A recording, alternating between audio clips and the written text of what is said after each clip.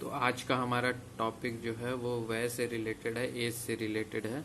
तो इसको वयोभेद के नाम से आयुर्वेद में जाना जाता है। और जो वय होता है उसकी परिभाषा जो बताई जाती है कि शरीर की अवस्था विशेष को ही वय कहा जाता है। तो जो वय कहा जाता है वो शरीर की अलग अलग अवस्थाओं को ही वय कहा जाता है। इसमें अलग अलग आचार्यों ने अलग अलग मत दिए हैं, जैसे कि हम मेनली काश्यप, चरक और सुश्रुत का ही यहाँ पे देखेंगे, जिनके बारे में ही पूछा जाता है। तो जो सबसे पहले हैं वो है काश्यप। तो काश्यप बताते हैं कि गर्भ बाल कुमार आख्यम इत्यम तंत्री त्रिविधम वयाह। इसका मतलब है कि इन्होंने त्रिविधम वयाह, तीन वय बताए हैं, जिसमें से गर्भ, बाल और कुमार, जिनकी ये व्याख्या करते हैं। उसके बाद उन्होंने बोला कि यौवनम मध्यम वृद्धम एतच्च त्रिविधम पुनः। इसका मतलब है कि फिर से वो पुनः तीन भागों में बांटते हैं, यौवन, मध्यम और वृद्ध में। तो यहाँ पे पहले उन्होंने तीन में बांटा, फिर उसके बाद उन्होंने पुनः तीन भागों में बांटा, यौवनम, मध्यम और वृद्धम में। तो यहाँ पे जब ये जो है ये काश्यप के अनुसार है। काश्यप खिल स्थान 3/3 अध्याय का 72वां श्लोक है। तो इसमें वो बताते हैं कि वय को तीन प्रकार से बांटा गया है, जिसमें कि गर्भ, बाल और कुमार। उसके बाद वो पुनः इनको तीन भेद में करते हैं, जिसमें कि यौवन, मध्यम और वृद्ध। अब इसके बाद इनके जो वर्गीकरण बताए जाते हैं, जैसे कि जब गर्भ में, तो जब शिशु पेट में होता है, माता के पेट में होता है, तो वो कुछ भी अन्न पान कुछ भी ग्रहण नहीं करता है। लेकिन जब वो बाल अवस्था में आता है तो कुछ ग्रहण करता है, कुमार अवस्था में कुछ। तो उसके अनुसार इन्होंने कुछ कुछ बताया है।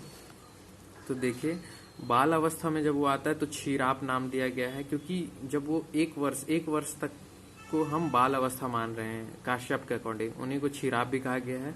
तब तक वो सिर्फ दूध पीता है या दुग्ध, इसीलिए क्षीर पीने की वजह से उसका नाम रख दिया है क्षीराप अवस्था या फिर बाल अवस्था। दूसरा जो होता है वो होता है कुमार अवस्था, जिसमें अन्नाद कहा जाता है इसे। तो कौमार अवस्था जो होती है वो 1 से लेकर 16 साल तक की होती है। इसमें अन्न का सेवन जब वो करता है, 1 से लेकर 16 साल तक के बीच में अन्न का सेवन करता है, तो उसको अन्नाद कहा जाता है, कौमार अवस्था। उसके बाद जब अगली अवस्था जो आती है वो आती है यौवन अवस्था।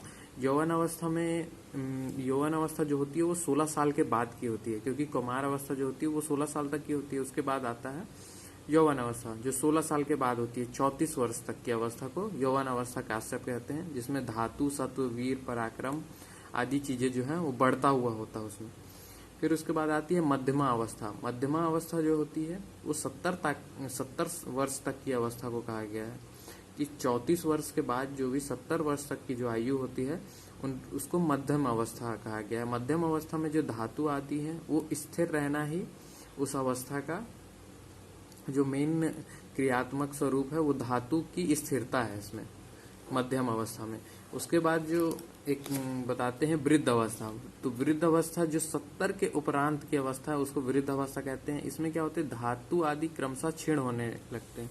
तो जो धातु बनी हुई होती है छोटे में, फिर वो स्थिर होती है। जैसे कि जो कुमार अवस्था में जो धातु बनी हुई थी वो यौवन अवस्था में गई, फिर यौवन अवस्था में बढ़ती जाती है, फिर उसके बाद धातु स्थिरता प्रदान करती है मध्यमा अवस्था में, और वृद्ध अवस्था में क्षीण हो जाती है। इसके बाद आचार्य चरक के मतानुसार पढ़ेंगे। तो आचार्य चरक जो होते हैं उन्होंने एक श्लोक में बता रखा है कि तद्दयो यथा स्थूल भेदेन त्रिविधम बाल्यम मध्यम जीर्णम इति। इसका मतलब है कि त्रिविधम वो भी तीन ही को मानते हैं, बाल्यम, मध्यम और जीर्ण, तीन अवस्थाओं को ही मानते हैं। तो जैसे कि बाल्य अवस्था उन्होंने बताया है कि 16 वर्ष तक की जो होती है वो बाल्य अवस्था होती है, और उसमें कफ जो होता है प्रधान होता है। ऐसा आचार्य चरक बताते हैं कि जो कफ होता है वो बाल अवस्था में प्रधान होता है। फिर वो बताते हैं कि शरीर की धातुएं जो होती हैं वो अपरिपक्व होती हैं। शरीर में श्रमशु, जो कि केश, जो कि श्रमशु, मुस्टैच जिसे हम कहते हैं, या बियर्ड, मुस्टैच जो भी है, वो नहीं होते हैं उस टाइम पे। शरीर कोमल होता है, क्लेश को सहन करने में असमर्थ होता है, किसी भी दर्द पीड़ा को नहीं सहन होता है, ऐसा बताते हैं वो। शरीर की धातुएं बढ़ती हुई होती हैं। तो जो ये अवस्था होती है ये बाल अवस्था होती है, ये 16 वर्ष तक की होती है। उसके बाद जो मध्यमा अवस्था होती है उसमें वो बताते हैं कि ये पित्त काल की, इसमें पित्त प्रधान होता है और ये 60 वर्ष तक होता है। 60 वर्ष तक की जो अवस्था है 16 साल के बाद की, वो मध्यमा अवस्था है। इसमें जो शरीर के उत्तम जो धातु है उनकी गुण युक्त होते हैं, मतलब उस टाइम पे स्थिरता प्रदान होती है। शरीर उचित प्रमाण में बल वीर पौरुष पराक्रम आदि से युक्त होता है। तो उस टाइम पे हर चीज मतलब बल वीर या पौरुष या फिर पराक्रम से युक्त होता है। उस टाइम पे स्थिरता प्रदान होती है धातुओं को। उसके बाद जो जीर्ण अवस्था आती है उसमें वायु प्रदान होती है और वो 100 वर्ष तक या 100 वर्ष से अधिक भी हो सकती है, लेकिन 100 वर्ष के अधिक भी हो जाने पर भी उसे जीर्ण अवस्था ही कहा जाएगा। उसमें धातुओं का गुण नष्ट होने लगता है और इंद्रियों का बल वीर पुरुषार्थ पराक्रम आदि शक्तियां घटने लगती हैं। इनमें युक्त हो रहे थे, बन रहे थे 60 वर्ष तक और सभी स्थिरता को प्राप्त हो रहे थे। बल वीर और यहाँ पे ये पुरुषार्थ और पराक्रम। फिर उसके बाद जो आचार्य सुश्रुत आते हैं, तो आचार्य सुश्रुत ने भी कुछ कुछ चीजें बताई हैं, जैसे कि वो भी एक श्लोक देते हैं सबसे पहले। तो वाये अस्तु त्रिविधम बाल्यम मध्यम वृद्धम इति, वो भी 3 ही को बताते हैं, बाल्यकाल को, मध्यम काल को और वृद्धावस्था को।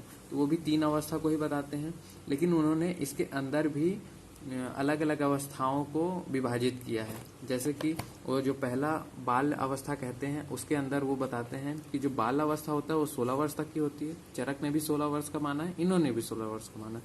उसके बाद क्षीर अन्नाद और अन्नाद, तो वो बताते हैं कि 1 वर्ष तक सिर्फ क्षीराप जो बच्चा होता है वो 1 वर्ष तक माँ का दूध ही पीता है, तो उसको क्षीराप कहा गया है। फिर क्षीर अन्नाद, क्षीर के साथ अन्न भी जो खाता है वो 1 से 2 वर्ष तक, और 2 वर्ष के बाद सिर्फ अन्न जो ग्रहण करता है उसको अन्नाद कहा गया है। तो उन्होंने बाल अवस्था में ये बताया। उसके बाद इन्होंने 3 अवस्था बताई थी, तो बाल अवस्था के अनुसार 3 भागों में विभाजित किया। फिर मध्यमा अवस्था आते हैं, तो मध्यम अवस्था में भी उन्होंने 4 भागों में डिवाइड किया और यहाँ पे 16 से 70 तक के मध्यम अवस्था मानेंगे, जबकि 60 तक को चरक ने माना था। तो यहाँ पे देखिए वृद्धि, यौवन, संपूर्णता और हानि ऐसा बताया है इन्होंने। इसको 4 में विभक्त किया है। तो जो वृद्धि होती है वो 20 साल तक, फिर यौवन काल जो बताया इन्होंने 30 वर्ष तक, संपूर्णता जब आता है तो 40 वर्ष तक, और 40 के बाद जो है हानि का बताया है कि 70 वर्ष तक हानि काल को बताया है। तो यहाँ पे उसके बाद इन्होंने वृद्ध अवस्था बताई है। तो वृद्ध अवस्था सुश्रुत के अकॉर्डिंग 70 वर्ष के जो ऊपर की अवस्था है, जो ऊपर का हम वर्ष बोल रहे हैं, वो 100 भी हो सकती है, 120 भी हो सकती है। तो वहाँ पे जो भी हो 70 के ऊपर जितने भी वर्ष हों उसके अनंतर, तो उसको इन्होंने वृद्ध अवस्था के अंतर्गत माना है। तो उसमें रस रक्त आदि धातुएं होती हैं, इंद्रियां बल उत्साह ये दिन प्रतिदिन क्षीण होता जाता है, तो उन्होंने इसे वृद्ध अवस्था के अंतर्गत माना है। अब हर किसी ने जिन्होंने भी 3 माना है 2 माना है, तो हमने यहाँ पे एक छोटा सा चार्ट प्रिपेयर किया है। जैसे कि जो काश्यप है उन्होंने माना है कि काश्यप ने पहले वाले श्लोक में बताया था कि गर्भ बाल और कुमार, और एक तरफ बता दिया कि पुनः उसको यौवन मध्य और वृद्ध, तो ऐसे करके काश्यप ने माना है। उसके बाद चरक ने क्या माना है, तो चरक ने बाल मध्य और जीर्ण माना है, 3 अवस्थाएं ही मानी है। सुश्रुत ने जो माना है, तो सुश्रुत ने सबसे पहले बाल मध्य और वृद्ध को मान लिया था। फिर जो बाल के अंदर भी उन्होंने विभाजित किया, तो क्षीराप क्षीर अन्नाद, और यहाँ पे मध्य में जो मध्य अवस्था है उसमें वृद्धि यौवन संपूर्णता संपूर्ण और हानि। उसके बाद जो अष्टांग हृदय और अष्टांग संग्रह, इन्होंने दोनों ने ही बाल मध्य और वृद्ध ये इन्होंने डिवाइडेशन किया है। तो ये पूरा हमारे आयुर्वेद के अकॉर्डिंग शॉर्ट नोट्स है।